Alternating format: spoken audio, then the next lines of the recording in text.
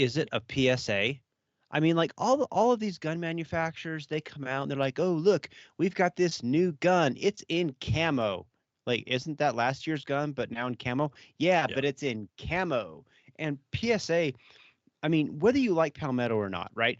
The fact that they go and they put out this YouTube video and they're like, "Look, here is this big, huge thing of things we're thinking about. You want a grenade launcher? We're thinking about it. You want a 2011? We're thinking about that too.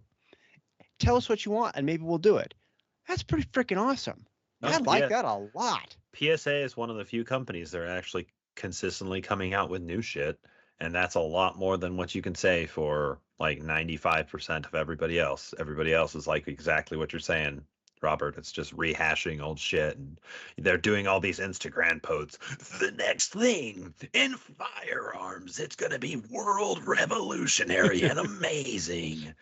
We have the same gun, but tan. Dun dun dun. Yeah, well, And then all of the Timmy tryhards are coming out and be like, "This is the greatest thing ever. Do you see how the tan makes the gun run that much better? And look, now you can't be seen by your enemies. It's so tactical." It's just weird stuff like that, right? I don't get it. I hate. The one Yeah. thing though is a lot of the companies too that aren't being able to come up with everything or it's a manufacturing capacity issue. I mean, I think we're seeing that with Staccato. I think Staccato's got something that probably works and might have a manufacturing capacity issue with it. And there's probably some other companies. But anyways, we'll get into that in a second. Welcome to the PARAcast. I'm your host, Tomas the Boss Fernandez, joining you from in front of a mostly unmade red bed. Last week he could get you 40 cal joining me tonight. Last week he could get you 40 caliber at 2007 prices. This week he can get you Viagra at 2012 prices. It's Robert Wyatt. Just meet me around the corner. Probably the same place we're going to pick up the 40, because at this point only boomers need the 40 and the Viagra. He's the guy with the tight pants. That's him right there. And you'll be able to find me. It won't be hard. Or maybe it will be. Unlicensed Staccato dealer, Jared Stepp. That's a fair statement. So yeah, all the kind of cool stuff. Like I was kind of talking to Alex Went, this week, and I was just like, you know what? I kind of need an AR-15 up early. Got the 6516. I was talking with the guys over at Dead Air, and they were like, "Oh yeah, we can give you the inside chamber thing adapter for a chemo for your Turbo T2, and you could put that on there and all that jazz." And it's like, okay, cool. And then I was just like, and when I was talking to them about, their Sandman, their new Sandman X that they came out with their new lightweight Sandman and the Lazarus can that they came out with. And so, because they've been pushing it through, and I was talking about, it seems like the trend now is team ups, collaborations between two companies. He goes, yeah, like Ruger and Magpul, and then you have Aimpoint and Glock, and then they were even talking like, oh yeah, we put all our chemo mounts on a lot of the PSA guns. On the PSA AR-15s, we came up and did their stuff, and I was like, oh, that's cool. So anyways, I was looking at PSA Saber line. I was like, that's some pretty cool stuff. And then the Saber's pretty good. Saber's pretty, and here's the kind of cool thing with it. They give you a lot of combinations. Like that's the one thing about Palmetto. Palmetto has no fear of making weird skews. And so it's like, okay, well, I want a Cold Hammer Forge FN barrel that's 13.7 pin and welded with a chemo flash hider and rail or whatever like that. And it's like, okay, oh, they have one. All right, it's $800. It's just like, okay, that's a pretty solid deal. And they have a lot of stuff, and they're always going out there at SHOT Show and being like, what else can we make you guys that you guys want? Here's your MP757 thing. We're like, well, maybe we can make one in a 9mm. Would you like one in a 9mm or something like that? Like, it's really, really cool and decent of them to sit there and do it. And like, I know there's like a lot of those videos where people take like those PSA guns and burn them down. Like Grand Thumb had one, and T-Rex Arms has done one. But for the first like, seems like 3,000, 2,000 rounds, and they're doing hard use cases. Like they're still putting bullets places. They're still working. And some of those guns you can get with like pretty legit barrels. Yeah, and be honest about it. I mean, most people that are going to buy one of those AR-15s from Palmetto State they're gonna put 1,000 rounds down it if they're lucky in their life. Yeah. They're just not going to use them. And the ones that do, they're actually going to have another gun very quickly because they're gonna be like, I like shooting this AR-15. This AR-15 is pretty cool. It got me where I wanted, and now I'm going to go get the more custom modded out doohickey Daniel Defense whatever kind of gun. But I mean, I bought them for people, like, as not bought them for people, but like people bought them and they brought them over and had me look at them. I'm like, yeah, they're not like the whiz bang things, but damn it, they're actually pretty okay.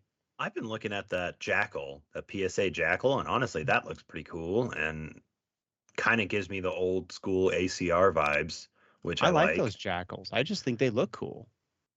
And that's the thing. There's a lot of, I'm tempted by many, many things. If Slipsa didn't have a basically they're not allowed to a ban restriction on shooting 308, I'd buy one of them in 308 because I like 308. It's just a vibe to me. It's not really great for anything that I'm ever going to do in my life. It's just kind of cool. See, that's my problem because I have a bunch of 308 ammo left over, and I don't have a gun in 308, and I'm like, I need to either sell this or buy something to put this in, and I'm trying to decide what I want to do. And I built an AR-10 with the idea that I'd get to use it every once in a while in 3-gun, and then the range restrictions from the state kind of changed everything, and so now it just sits in the closet, and I will honestly never probably ever use it. Well, the one thing too, yeah, the cost for shooting as much pistol ammo as we want still pretty expensive. The cost for shooting 5.56 or 308 as much as you want to get really proficient and good is pretty astronomical to go out there and do it. And and the reloading process is still like I still would even only do it every couple of years, where I would decide to sit there and load like 1,000 rounds of 5.56 or something like that, and just the case prep and everything was just kind of a pain in the ass to do it. Well, and that's the hard thing is because I mean, like before COVID, you could get, if you really shopped it, you could get 223 23 24 cents a round if you really shopped it hard. And it was a great deal, and it was good stuff too. And I mean, I remember buying tons of it then, and I'm still sitting on most of it, but I don't shoot rifles like at all. And like last year, I mean, I think I've said this on the show, like I think I shot like half of a box of 20 because it's just not my jam. Yeah. Yep. And it gets expensive. It's hard to replace, and that's the big problem. Is once it's hard to replace, it's like, well, I don't want to use it then because I can't replace it super easily, so I'm just not gonna use it. Yeah, and then eventually you hold on to it so long that it's obsolete. Like I had my my little Insight Light M3 weapon mounted light, and I bought 3 or 4 spare bulbs. It's like, because shit, I'm gonna burn out these bulbs. I just pulled it out of the closet and put it on the P2000 just for the vibe check earlier today, and I was just like, oh, I still have 3 extra bulbs. That's funny. So I have the 60. Good thing I have these 3 extra bulbs that produce 65 lumens of incandescent light. I mean, how amazing! Like that's what happens. It's like you have nice things, and the nice things go bad. Like you're never able to use them because like the gun tech. Unfortunately, all the pistols and stuff that you buy here, the gun tech is so rapidly replaced. Like, think about the gun you shot 5 years ago. Like, on this day in the calendar, 5 years ago, what gun and what optic and equipment did I shoot? And then say, like, okay, a CZ with the Delta SRO. Point. Not 5 years ago. Probably Delta Point 5 years ago. I think by then I'd actually gone to 2020. Yeah. Yeah, I was shooting. I'd gone back to the Shadow 2 with the SRO. With the SRO on it. Man, 5 years is so long. Not even so long now. 2020 is 5 years ago. Ugh.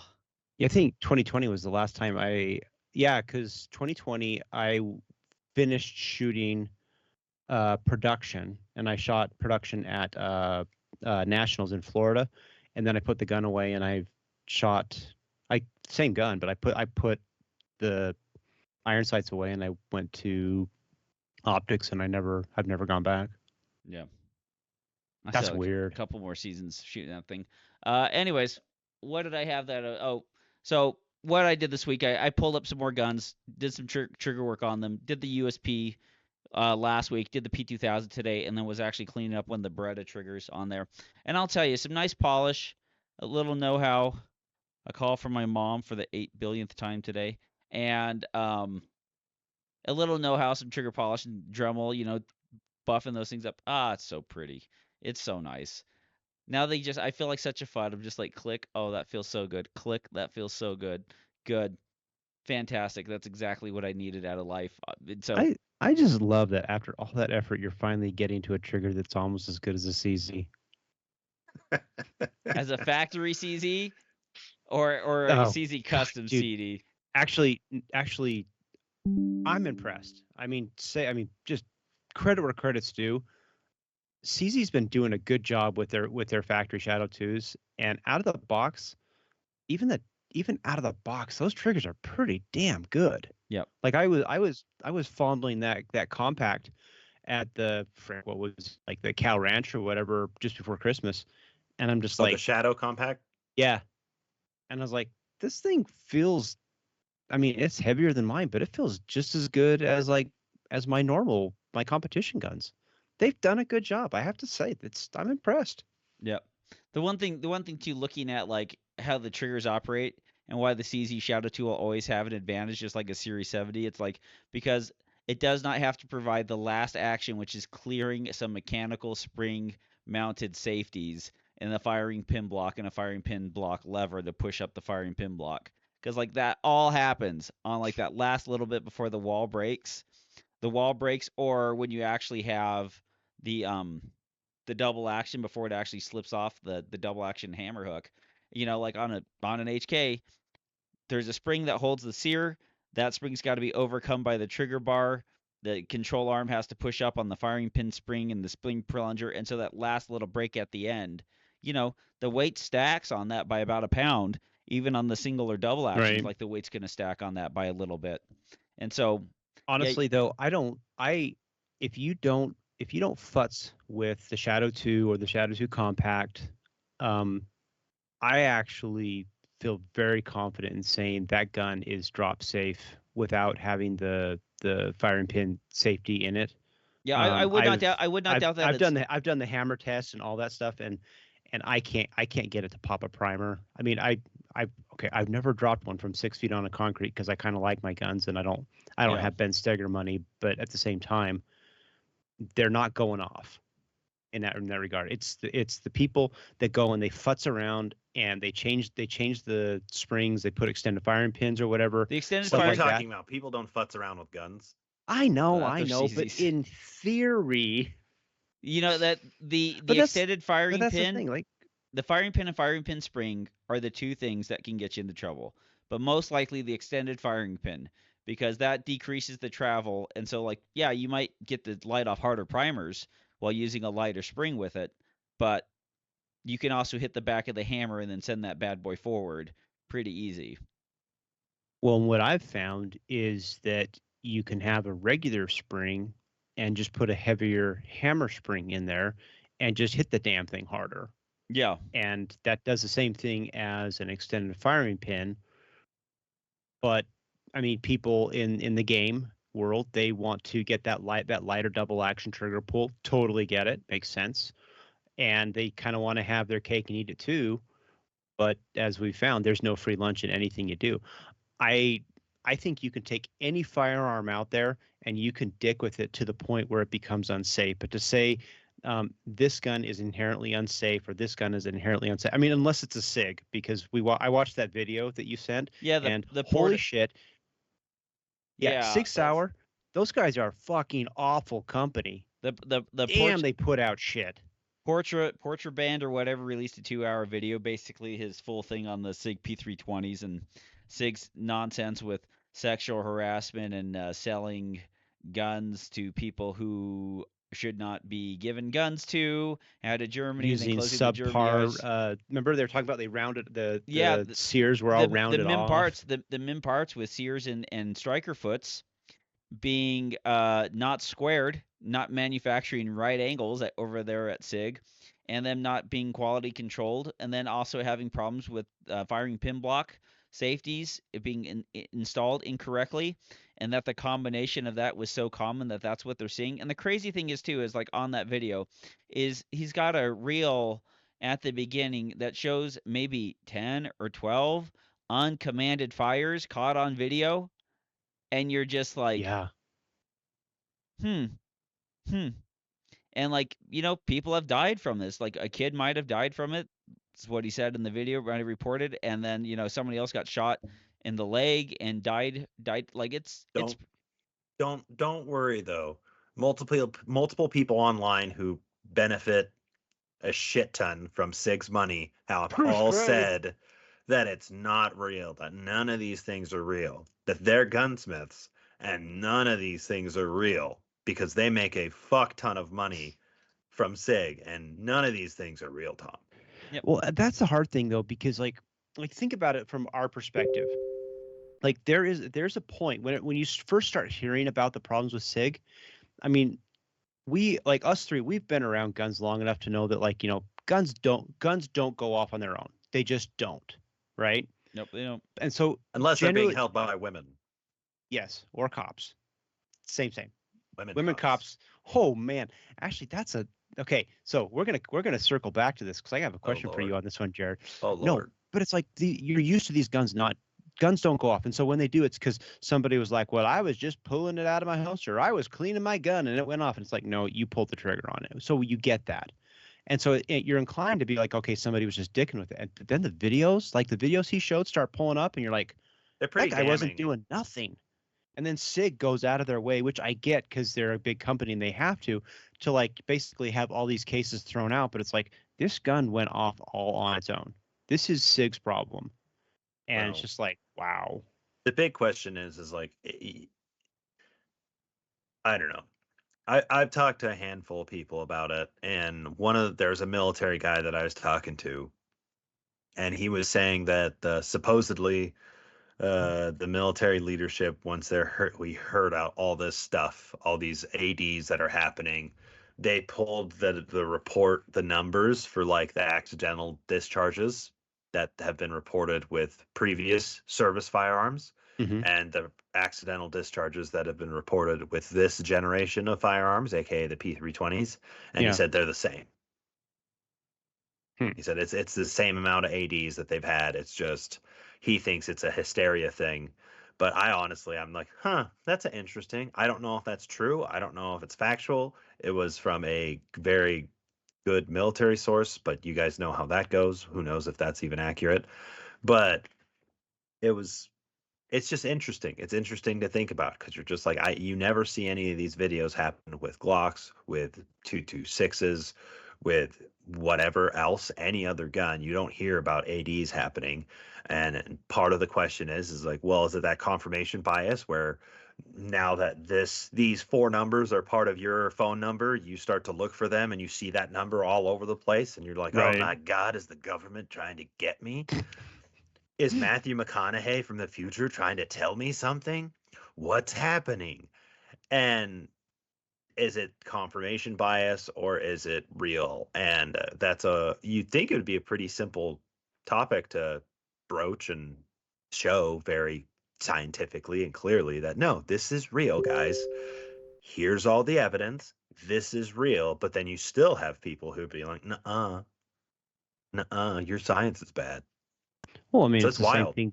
Glock in the early years, I mean, they had a whole host of guns that had troubles, and Glock was doing everything they could to basically settle everything and get it, keep it swept under the rug. And so I'm sure like a lot of these firearm manufacturers, they're going to do everything they can to protect the image as much as possible, and I get that, but at a certain point, where there's smoke, there's fire. And when you're starting to see more and more videos, and it seems to me, somebody was saying this, basically the challenge is that a lot of this was the Gen 1 320s that were first issued, like the law enforcement, they bought up the Gen 1 version of it. And those are the ones that had all the problems. And that's where you're starting to see all these ADs going off. Yeah. Or no, what did you call it, Tommy? Uncommanded fires. Yeah. So Yeah. So yeah, because they're not accidental or negligent, they're uncommanded. They're just literally going off, and it really has to deal with like them not installing or having poor geometry on those safeties, and then having poor geometry or rounded edges on the sear springs. I remember when I had my P320s, and on a P320, if you ever messed with one, when like you kind of pull the slack out of the trigger and you start getting to where the trigger bar actually engages, like the firing pin block and stuff like that, like the slide moves up and down. Like so the slide kind of moves up and down. And so like there's especially on like an empty magazine, or when the magazine gets slightly more empty. On a full magazine Right. there's enough tension that doesn't really happen. But yeah, it seems like there's rounded edges, and when those slip, you run into big trouble. And it could be first generation guns. But Well, I like mean, it seems to first be though, generation, Tommy, because sorry, I apologize. well, it could be first generation guns or whatever like that, but what it could be, most likely the culprit is just not quality controlling the MIM parts. And unless they're going to inspect every MIM part that they get from India or wherever they're having them manufactured, and making sure that they're all right angles and then installing them, fine, go do that. But there's other issues with P320s that are beyond the safety aspect, which is like, some of them kind of degrade on accuracy um, pretty quick. The triggers are kind of terrible on them, and like just the kind of build quality altogether is not that great.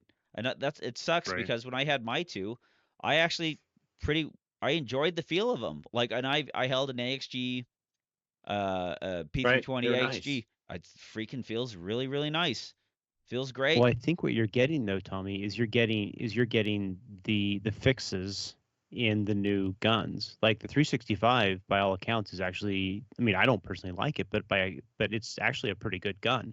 A lot of the new guns that are coming out have had the benefit of the 10 15,000 police officers that have basically been beta testing it for Sig Sauer.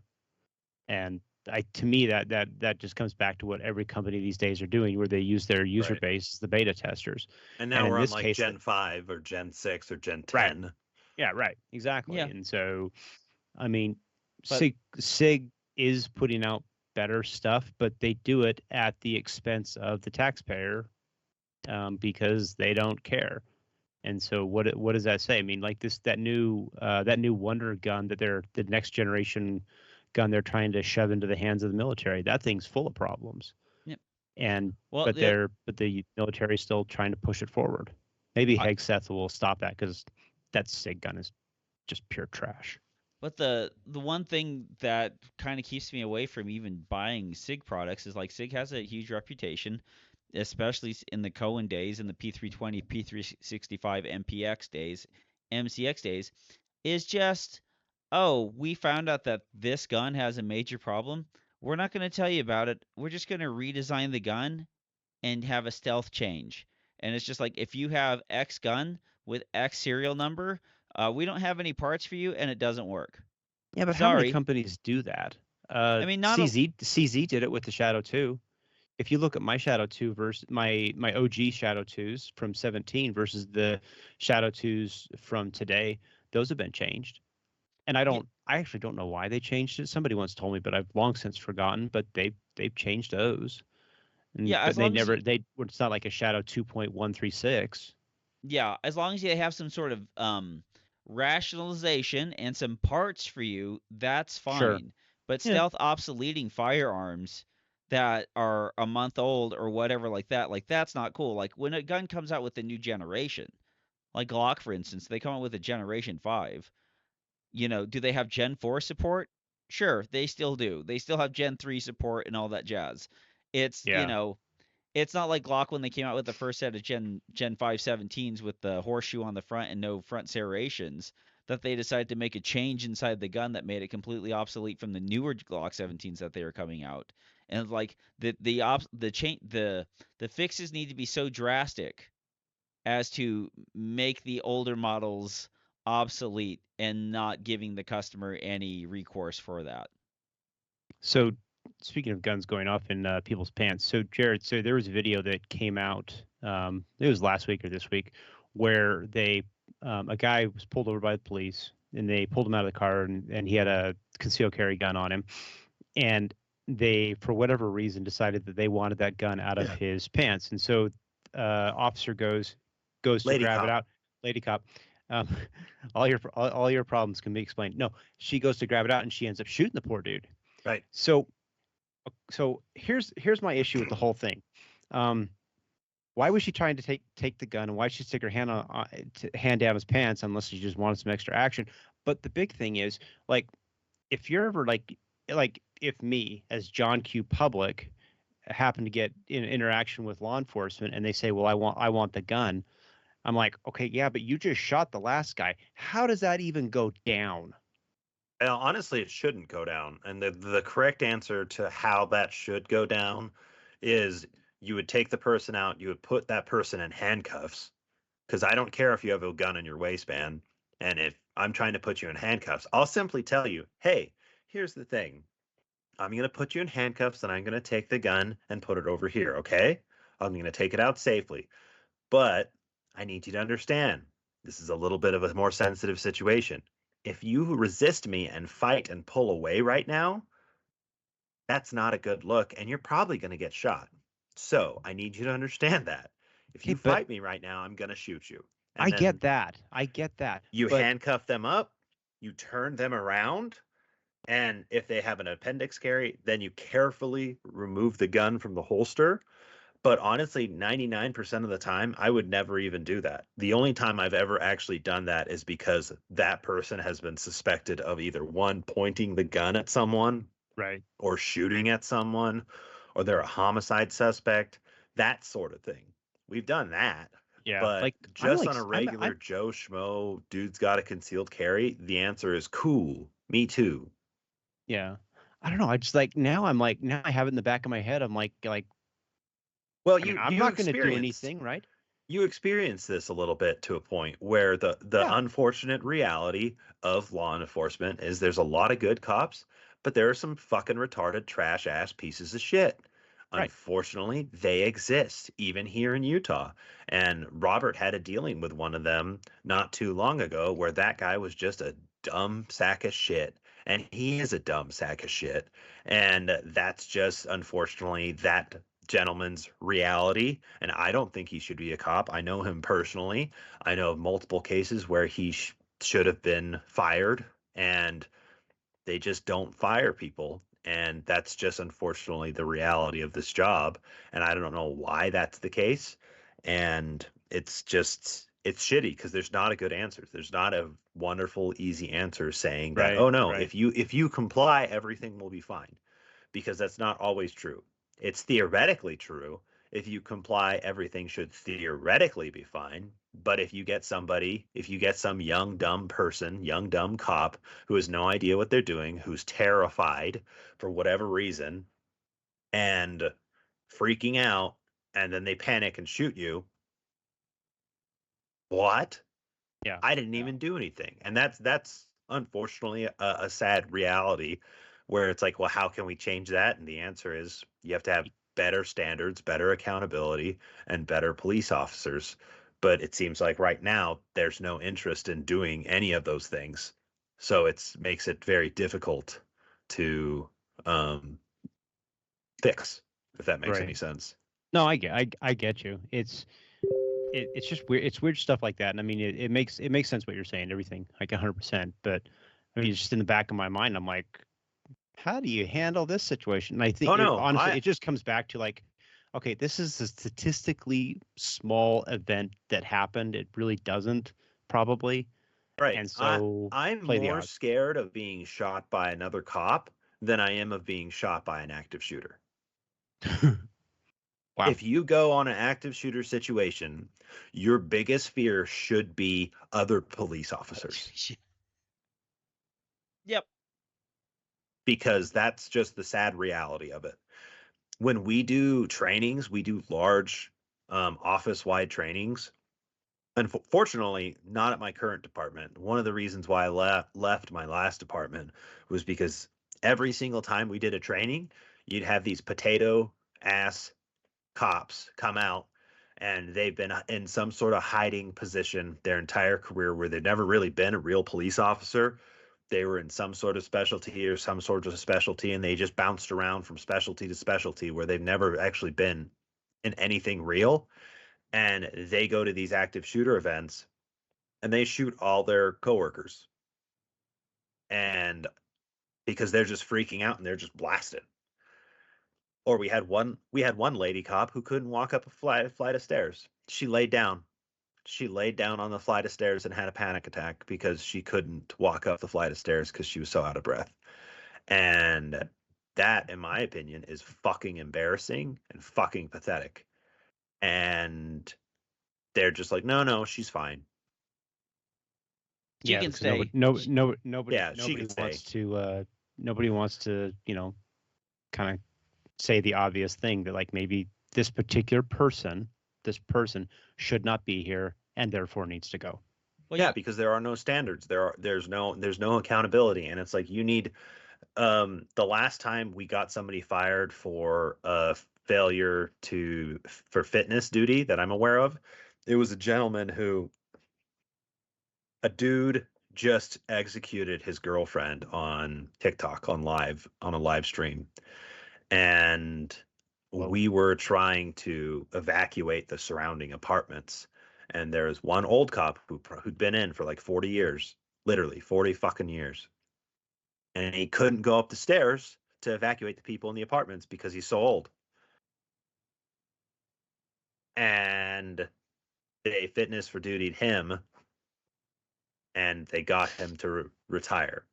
But like this lady cop, we're like, the same thing's going to happen with her. Like the exact same thing. Like she's a day shifter, so that's when active shooters happen. So that's the really scary thing is in some of these cities when it's 100% base seniority bids and you have people who are 30, 40, 50, not 50, 30, 40 years on the job, and that's your entire day shift, are these old ass sacks of shit that none of them have red dots on their pistols. None of them even have rifles. Or if they do have rifles, they don't know how to use them. And those are your active shooter responders. And in my opinion, that's wildly unacceptable. And I'm like, no, we shouldn't do this.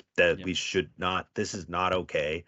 And then you go and you talk to the lead firearms instructor for the agency, and he tells you that, yeah, we can't make these people better. That's just what it is. And, we can't make them better. We can't do anything.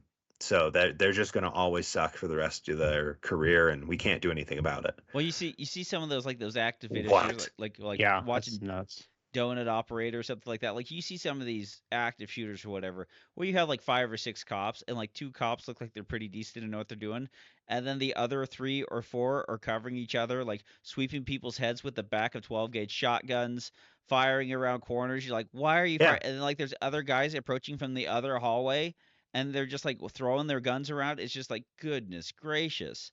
Like, yeah. Like there's a bunch of that stuff. You see one where the guy's shooting and it's like, dude, your barrel's hitting the cover right in front of you. Like, yeah, it's just yeah, but offset, motherfucker, get you some. But that's the thing. How many agencies?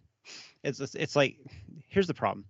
As like citizens, we want cops who are like, Rambo and like whatnot, and like these perfect super soldier kind of Delta Force high speed gear dudes. But we also want to pay for it. You also want therapists.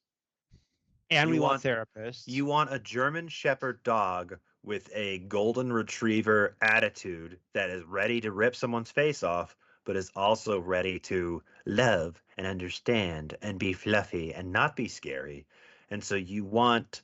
And we want that at the lowest price possible. Yeah, German Shepherd dog with this thing, but with this thing. And so it's this magical impossibility where I think I've talked about this before, where like you can't train someone to be a German Shepherd or a Belgian Malinois their whole life, and then you put that Belgian Malinois into a situation with a bunch of poodles, and then the poodles get scared, and then they get mad at the German Shepherd, and they're like, "This is unacceptable. You can't have that." I'm like, "Well, that's what you made. You made that." And like there is no magical answer here unless you start going into the sheepdog territory. But in construction, we have the thing. This is in a lot of industries, but this is, you pick 2. You can have speed, quality, or cost. You know, Mhm. you can have two, you can't have all three, and that's just what it is. I mean, which one do you want? You're not something's got to Well, give.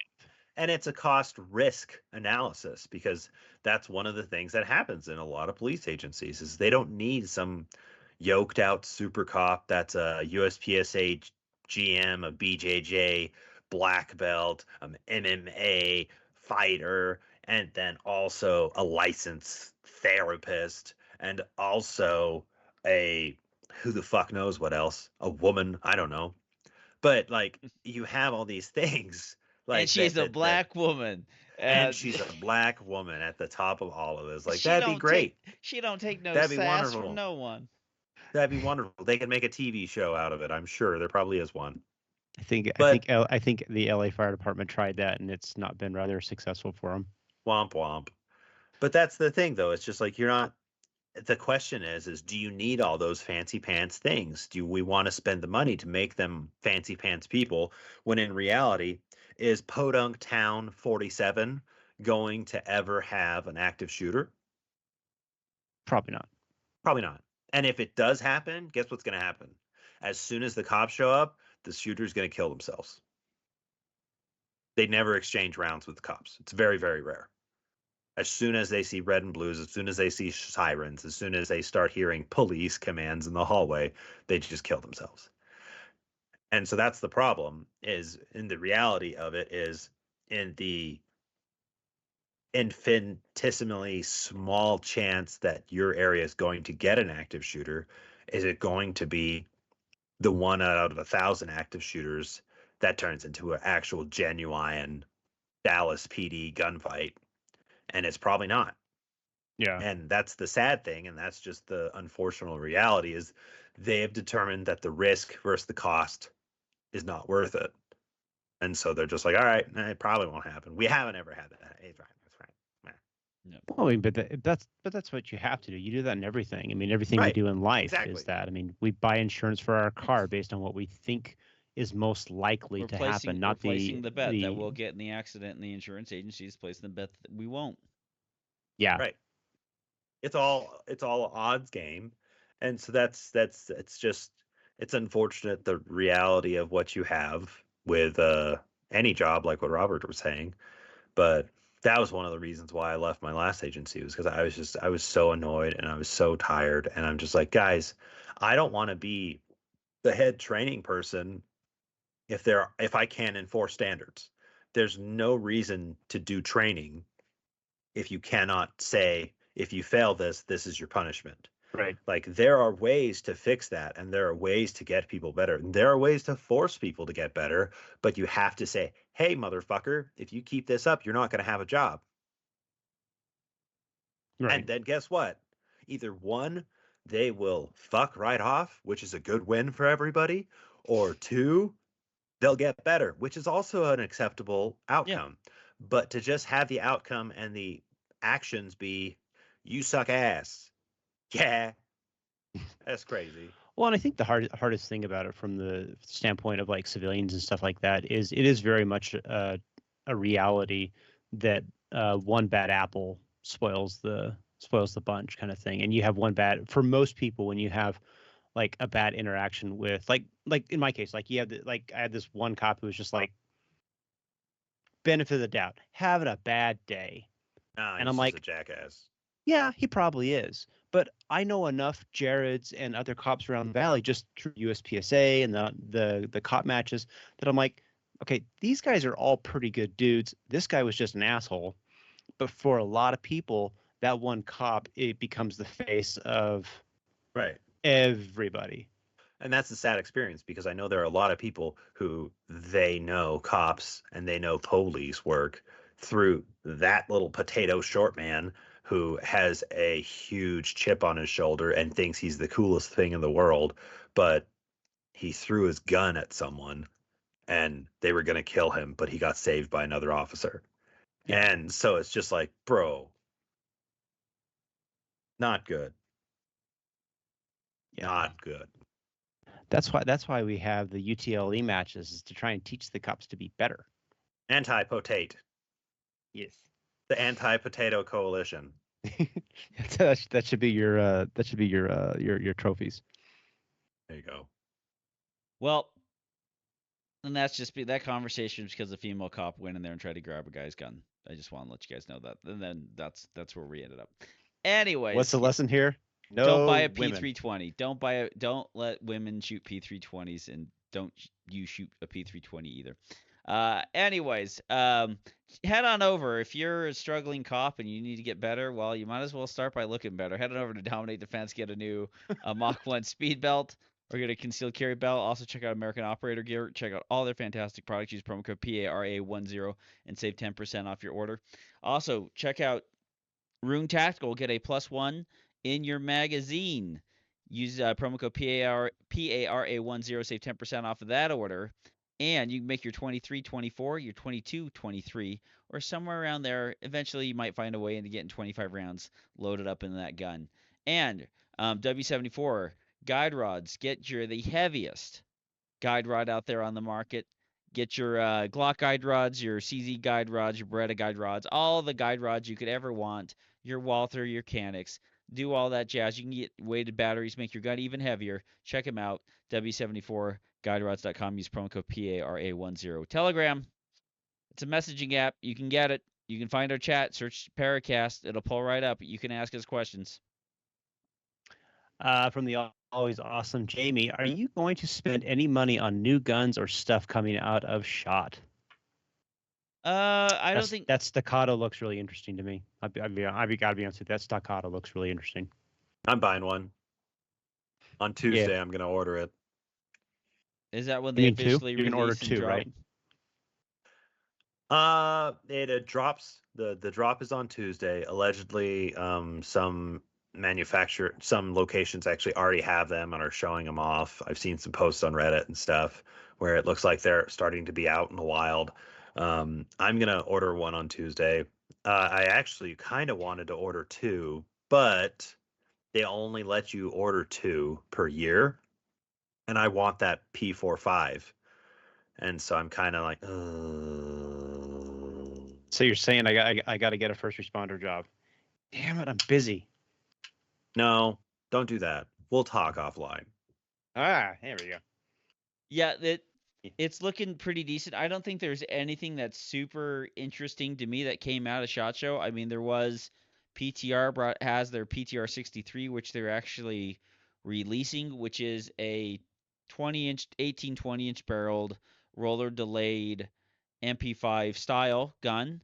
That's in 5.56 that takes Stanag magazines and has like the paddle magazine release and the bolt hold open. And so like that is cool. Yeah, I mean it's Century Arms has that too. Yeah, I mean it's a pretty cool little concept on there. Will it have more recoil than an AR-15? Yes. Will it be heavier than an AR-15? Yes. Will it be slower to reload than an AR-15? Yes. Like all those kind of things are on does there. It vibe check harder than an AR-15? Hell yeah. It does vibe check a little bit harder than an AR-15. So yeah, like that stuff's all pretty cool. Like I haven't seen any of the competition kind of stuff that might have been at SHOT Show, but that would be interesting to see. Did you see the Dylan? I did not see what Dylan came out with. No. Dylan's making a bullet feeder. About three was it $3.99 or $2.99, something like that. It looks like pieces of it are like 3D printed, but it looks really good. I mean, I already have enough bullet feeders for what I need to do, but I actually think I would probably get it because it's a Dylan product. It's backed by Dylan's pretty darn good warranty for most parts of it for a good long while. That's a really intriguing thing to see Dylan put out. Yeah, that's interesting. That's cool. Yeah. What else? The Kevin. Finally. Yeah. Kevin said, the best USPSA gun item you saw from SHOT Show. Well, it was going to be Magpul's waffle iron, but those bastards still haven't built me a waffle iron. They've been teasing it for the past 5 years, those assholes. Well, the other thing too, it's kind of like the SHOT Show thing. Was like everyone kind of released their products so early this year. Like Kimber, put out their 2K11. The RXM came out. The Aimpoint Glock combo. Like there was not. It's almost like if everyone releases everything at SHOT Show, there's a good chance to get lost in Yes. all the excitement. Well, I And this so was was now wondering that very thing. this everybody's starting to try to do either before. this was the whole E3 thing that would happen with video games. Is like they had E3 and then a bunch of games would get kind of lost in the mix, and then COVID happened, and then they didn't hold one, and then they didn't hold another one, and then all these other places they're like, oh, we're gonna do our yearly PlayStation roundup or our yearly Nintendo roundup, Right. and so they would kind of get out there and do their own thing, and it looks like that industry will still need it because they still need stores to show up there and walk through and make purchases and do all that jazz. But it is kind of going to go that way, that the media releases are going to be done in a different way. I mean, I didn't particularly see anything that kind of just made me jump and go like, I really really want this stuff. um so yeah. Uh, I saw Palmetto State. We talked about this on the Patreon side a little bit, but I saw Palmetto put out probably the best video I've ever seen a gun manufacturer put out, where they basically just said, "What do you want?" Magpul. You can actually see this in the Telegram. Magpul is talking about finally releasing that little briefcase gun The that folding they've been machine gun. teasing for Right, a they've long teamed up with time. Zev. Yeah, yeah. Yeah, it basically folds up into a little pocket gun. It's kind of Like their version of the what is it? Raider, The FM9 or whatever. Yep. something like that. Yeah, it's cool. It's a neat concept. Here's the thing. It's really expensive for companies to do anything brand new and innovative. I get that. It's a very expensive thing, and a lot of times it just doesn't work. Look at all these companies. Hudson is probably the biggest one in the years. But as a consumer, I love to see companies trying new things. It just means that people are actually pushing things, So and firearms doesn't really have a lot of room for like this. It's not like somebody's coming out with a laser gun next year or some crazy the thing like that. Moonraker. Yes. So let me ask you this. They had the SHOT Show poll this year for Palmetto State Armory, where they have like their 10 or 15 or whatever project ideas. Mhm. And you're allowed to pick 3 items that you think would be cool for them to make. They had all sorts of stuff. Which ones did you pick, Robert? Did you vote? I didn't vote. No. Oh, if you The- haven't voted, for any listeners as well, you should go look at it because it's kind of fun just to actually see what they're thinking of and the random squirrely shit that they're coming up with. The two My things that favorite I was really the liked 50 was cal. oh yeah, They had that's wild. a Barrett M98 knockoff, and it's like hell yeah.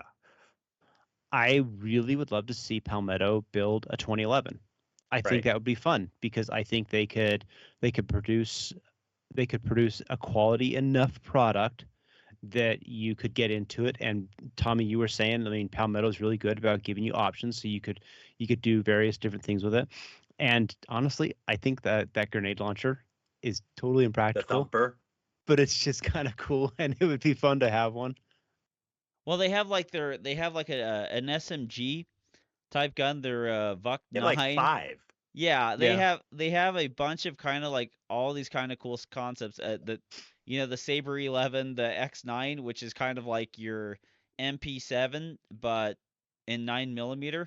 Like they have a bunch of like kind of cool projects that they could bring out. I mean, like whether or not they would come to market and take up a decent amount of market share. I mean, they tried the MP5 thing and realized like it's probably more problems than it's worth. But like, It was they were just ahead. I think they were just ahead of their time on it because they teased it in 2020 right before COVID, and they were teasing like basically a sub $1,000 MP5, and obviously COVID did what it did in that time frame. Century Arms and these other companies said, "Hey, we can actually make this thing happen," and at that point, why pursue it? You're just another fish in the pond. yeah, I mean they have like a Jackal 9mm is one of the concepts. They have the Vuck 9, which is kind of like another type of 9mm PCC. A a kind of different, like I don't even know what the concept would be. The PSA switch, which is kind of like a Glock. it looks like a metal framed or whatever. Then they have an an AK in 338 arc. Hell yeah. PA-22, like a 1022 thumper grenade launcher, a micro dagger in 38, a PSA 570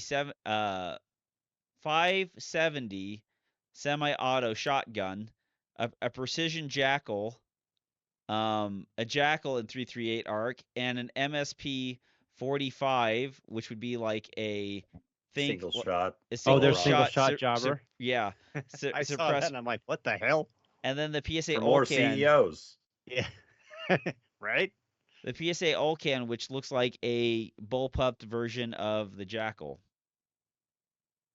So there's a lot of kind of like interesting stuff that they can sit there and bring out. Whether or not it actually makes it to market, you know, And that's we'll the thing see. though. I mean, like they're so good about saying, hey, we're gonna try these things like the Sterngewehr and stuff like that. And I think and it was just awesome just to actually see them try and do cool things. And the Sterngewehr didn't happen. I understand it, I get it, but damn it if I don't love it when they're at least trying things. That's cool. Yep. Right. No, they try things, and it's interesting. I like companies that try new things pretty interestingly and will stand by the products, and companies who don't try shit at all. Like HK doesn't try anything new ever, last to market on all that stuff. It seems to me there's a correlation between getting a military contract and then not doing shit. Because as soon as Beretta lost that contract, they started trying to put out other things. And like you and I've talked about this, Tommy. I don't like the frame safeties, and I never will. I think it's an Well, it's like with abortion to the gun. But That's what happened to Colt. yeah, Yep. Once they lost the military thing, guess what? All of a sudden they started doing more 1911s. CZ bought the 1911s. They started making the revolvers. They mhm. started making all sorts of shit just because they actually have to pander to the civilian market as opposed to just being able to rest on their laurels and get infinite money from the government. Right. Yep. Which is why all government funding should have a sunset period. Infinite money. Infinite. From Mark, which Glock should I use for CO? The G34, 17, 47, or 19? What's the best overall dot to top them with? The SRO is still the king of everything, but there's a lot of other great ones coming on the market. I don't know the guns though. I think the Vortex Defender is probably the best optic to top anything with. That, like in the 507 comp, the SRO, the 507, and the Vortex seem to be what the go-to is. I think the 34s in the realm of optics have kind of lost their edge, and the 47 is probably the best way to go because it uses the shorter recoil system and shorter guide rod that the 19 uses, and so they're kind of backwards compatible now. But like you're getting a 17 size gun, and 17 sized MOS gun, it's going to track a little bit better than the shorter 19X / G45 side guns, and they're pretty much future proof. And so like I don't think anything really handles any better than a Glock 17 size gun, and the 47 is just the new 17. Okay. Yeah, I mean honestly, when I got out of the Glock thing, I mean 45, 47, 19X, all these things, I got lost. Like, I mean, is it all just this? It's basically all just the same iteration of a 9mm gun. I don't know. Just honestly, the for me the answer is if you want an extended slide stop, get a 34. If you want a normal shooting gun, just get the 47. That's it. That's so is there any reason? The only functional difference between the two and now, in my opinion, is that because the 34 has an extended slide stop, and some of them have minus connectors, some of them do not. Depends where you get it. This is the 47. This is the 34, the Glock 34. The new 34s. And I don't know. It's just like, I don't know. I hate the extended slide stop, so I've never gotten a 34. And it had the same recoil assembly as the 17, so it shot, in my opinion, very similar to the 17. The 47 shoots very similar to a 19, but allegedly a little bit better. And honestly, they're They're all the same. I really don't think there's that big of a difference. I would just say, which one would you rather have? Would you rather have an extended slide stop? Get the 34. If you don't want an extended slide stop, get the 17 or the 47, whichever one you want. It's lady's choice. It doesn't matter. Yeah, That's the funny thing about the 34 is like the extended slide stop. I mean, that's one of the very few things in the world that are actually really are built for left-handed shooters, because more right-handed shooters inadvertently will thumb that extended slide stop down and cause the gun to malfunction. Yep, up. Or up, Yeah. yeah. Up is the big problem with those. So often when you see people running a 34 with the extended slide stops, and it'll happen, but it's you see it happen enough that you're like, I know exactly what's happening right there, and here's what you need to do to fix it. And then when you tell them, they're like, oh, yep, that's exactly what's happening. Yeah, kind of crazy. Yep. From Eric Mealander, what was/is your favorite firearm-related arcade game? Time Crisis 2. Yeah, that's what I was going to say. That was a fun game. There was this what was it called? Area 51. There was an Area 50. Thank you, Jared. Well, there's like the police. There's the police trader. Yeah, the Area 51 girls hanging out with their tits out on the side of the arcade. Now there is the one that was like Operation Wolf or whatever like that, or the Terminator 2 Judgment Day. But there was like this Operation Wolf. They had the Uzis. The Uzis up front, and then when you shot, like it would like make the streak of where the Uzis were on screen. And I just thought it was so cool because when you would hit somebody, go cack, cack, cack, cack, and you see like the 3 bullet holes going across them, and it was such a cool little thing with the Uzis. But the all-time favorite that I spent, because I worked at a family fun center for a year when I was a kid, and we used to hang out overnight and then like open up the arcade and insert a bunch of free credits on the game, was Silent Scope, which was the sniper rifle game where you had the screen, and then inside the scope you had a smaller screen where you could aim. Yeah. And Silent Scope was freaking awesome. That one was fun. It was fun. Was Duck Hunt the it was NES a Duck PSG Hunt? One, yeah? And it was a PSG one. Yep. You're sitting there flying around with the PSG one. It was freaking fantastic. Sniper Wolf. Was Duck Hunt ever actually in the arcades, or was it just straight to the NES? I don't remember an arcade version of it, but yeah, Silent Scope was. I love that game going up. So when I was growing up, Time Crisis, they actually had they had the good Time Crisis at one of the arcades that we'd go to, and it wasn't that expensive. It was only like 50 cents a play.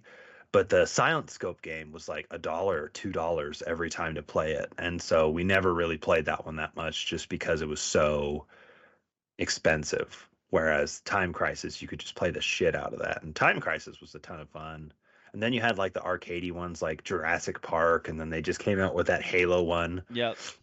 Fire Team Raven. My kids like playing that. But they're all fun. But I think Time Crisis was the gold standard because I loved that you could actually get behind cover and not get hit by the impossible to dodge bullets. Yep. And it was fun because the slide moved, the slide articulated. Yep. So you're like, they had the guns that came with the machine that would probably last like 2 months under actual use, because when you would fire them, they had a slight impulse, and it would probably go back like half an inch, and that impulse would go back in your hand, and it felt kind of cool. I was like, wow, look at this. And then, of course, like nothing gets beat up more than arcade guns that aren't yours. And so, like, people would just mangle and beat those things. And then you'd get the replacement guns, which just had like a little vibrator thing in the grip. So go voo, voo, voo, voo, as you shot, and then those would go out pretty soon. And so then you're just left with, a plastic gun like Area 51 or whatever else had. Yeah. And, that wasn't as cool. No, Police Trainer, and like Police Trainer is like a good one too, because like you would see like an AR-15, and then you'd get like the double stack magazine on the side of your screen, and as you shot, the bullets would come out of the top of the magazine. Oh yeah, and that was pretty fun too, because you get a shotgun or an AR, and you're just like tearing fools up with it, and you're like, okay, this isn't that bad. It's not that bad. Good times. Let's see, from Brian Zent. This is totally non-shooting, but my wife is flying out to Vegas to meet me after Barry's still open. You might call her a bit of a planner, and she's already doing research for something in April, whereas I tend to wing it. Anyway, right. Anyway, we have a week or so to explore southern Utah before having to be back home. Which of the national and/or state parks would you recommend? I can't Well, recommend any. Zion, for Well, sure. Zion's, yeah. I'm a terrible. I never take a vacation. I worked almost most of my vacations last year. I'm incredibly boring, and so I'm not the person to ask. Do you if you like hiking, Zion's is really cool, and the slot canyons in Zion's is freaking awesome. There's some really long hikes down there, but they're really cool. There's water and stuff. It's beautiful, especially during April. It should be a little bit warmer now. And hopefully the And runoff hasn't as already solved because you don't want to be in those slot canyons when the waters come from upstream. right. But the slot canyons are really cool. And that was I've always wanted to go do that, but the kids aren't big enough yet to go on some good hikes. But that's on my bucket list. I want to go hike a bunch of those slot canyons because I have some friends who go down every year and they absolutely love that, and it's really really neat. Most of the other stuff is like off-roading stuff and like Moab and stuff like that, and jeeping. But if I don't know, I'm not super interested into that because why would I want to take my super expensive car and see if I could flip it? So That's those what slot my canyons brother-in-law, he went hikes and are cool. he actually bought it was all built out. It was like a crawling an actual rock crawling machine. And he and his brother, they've done this forever. But the first time he takes the thing out, goes it down, it gets off balance and goes over. Like, well, shit, there wasn't a ton of money. Yeah, and I'm like, I don't know. Yep. Maybe I just haven't done it with the right person where it's fun. But I'm Yeah. like, I don't know. Yeah. Maybe it will never happen. All right, last thing from Ipsic. It's more of a comment, but he said, here's my take. As we all know, Staccato just launched a new pistol that uses Glock-compatible magazines. Isn't this basically admitting Glock won their long-standing rivalry? Sure, you could buy into Staccato's marketing spin about strategic development and responding to law enforcement needs with a platform that combines the best of both worlds, but don't fall for their marketing BS. Bottom line, they're not just responding to customer requests, they're admitting a competing technology is superior. To achieve the reliability needed for military and police use, they had to go back to the drawing board. And when you want something that works for actual forces, not just range warriors, you need to be practical. Use what works and stop dreaming about John Moses's genius. Well, remember No, the 2011 magazine is not John Moses Browning's genius. The 2011 magazine was right. a hodgepodge. Rock, who made that? Rock Island or who Para did the well, first 2011? Para made the first double stack Para. kind of kits for them. And so like it's not the fault on those. And there are plenty of double stack magazines that are problem free. I mean, the majority of double stack magazines are problem free. I think what Staccato realized is get out of the magazine game and make a gun around 9 millimeter. And I think Well, I that's mean, kind of what they did. I mean, and Jared, like if you're going to do that, you might as well do it with the people who are the most common magazine being manufactured, which is the Glock magazine. Right. Like they, Especially with Metgar coming out with their Glock magazine, which solves a lot of their issues. well, the one thing well, too is I like think Jared made the comment though that I mean, like most police departments have Glocks. They shoot Glocks, and they have the stuff for that. But the big thing is, I mean, if you're a company, then you're trying to make inroads into law enforcement. First, you got to have a holster. I remember Jared said that you got to have a holster that actually works. But if you can go to them and say, "Look, this has all the things you want. Look, you can keep all of your Glock mags that you have. We're not going to make you change any of those out." I mean, it just lowers the barrier of entry for law enforcement. yep, And if that's really where you want to go, maybe that's the jam. I don't know. and you're never losing the battle if you're taking the other company's market share. And if it Yeah. Right. allows And them to take more of the market share, they're going to go in there and they're going to take it, and they don't care what magazine goes in their gun. Because my guess is like they made some money on the magazines, but having another line item to manufacture that you have to manufacture out of 2 or 3 times or four well, and they're times or not. 5 times, the rate. They're not manufacturing any of the mags. They're having Checkmate. Checkmate makes all of their mags. And so I think that's a big thing too, is not having to rely on someone else to make your magazines. And if that someone else is doing a bad job, or they're having production problems, or if they're having XYZ issues, well, then our gun's fucked. If we can't get mags and we don't have the capabilities to make mags, And so we need to make, like what you were saying, Tom, we need to find the best, most widely available, the cheapest magazine, and we should be able to tweak our gun on this newest iteration where we're solving all this wish list for cops and fed boys and all these tactical Timmies. Let's just make it based around that, and it shouldn't be that hard. I don't think they're saying that Glock is better, because I would say a Glock is more so the gun than the mag, and just like a staccato is very much more the gun than the mag. And so the gun, I think, is just the next step forward, where they're changing out things. They're making this better. They got rid of the grip safety, but instead of a grip safety, now they implemented a drop safety. And so they're tweaking things to the next generation. But I certainly wouldn't say they're saying that, Glock, you're right, because they're just using their mag, right? Yeah. It's, if you're going to Well, I mean, depend on anyone to build your mags, let Glock build them. Yeah. Gosh, look at how many companies these days are all following into that. So you got PSA is using their dagger.